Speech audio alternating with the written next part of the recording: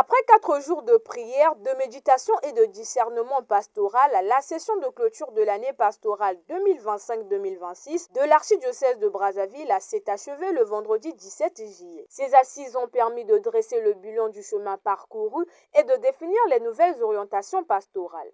Son Excellence Monseigneur Bienvenu Manamika Bafuakwao, archevêque métropolitain de Brazzaville, a présidé la clôture des travaux.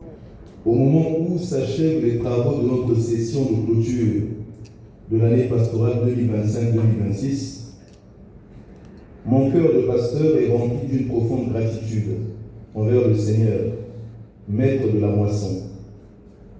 Ensemble, nous avons médité, évalué et projeté nos forces autour d'un thème, enraciné dans le Christ, bâtisseur d'espérance, évaluation et perspective pour la consolidation de notre identité ecclésiale. Les différentes commissions pastorales, notamment celle de l'enfance, du foyer chrétien, de l'évangélisation et de la santé, ainsi que Radio Maria Brazzaville, ont présenté leurs points d'information. À travers nos émissions et favoriser la communication entre les paroisses, accompagner les malades, les familles, les jeunes, les personnes vulnérables.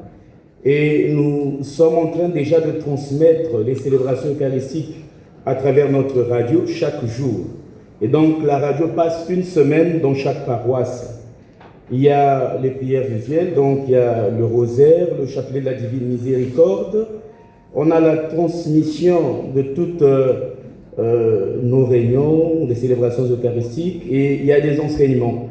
Monseigneur Philippe, évêque de Guadeloupe, a réaffirmé les liens de communion et de coopération pastorale entre son diocèse et l'archidiocèse de Brazzaville. J'essaie de relancer les mouvements. Je mets beaucoup d'énergie, frères et sœurs, à relancer les mouvements. La session s'est conclue par l'annonce du thème de la nouvelle année pastorale, affermi dans notre identité ecclésiale sur les pas du cardinal Émile Biaenda, témoin de foi et d'espérance. Une année jubilaire consacrée au don de la vie du cardinal Émile Biaenda, dont le témoignage inspire l'Église Famille de Dieu au Congo. Que ta grâce, Seigneur, se répande dans nos cœurs.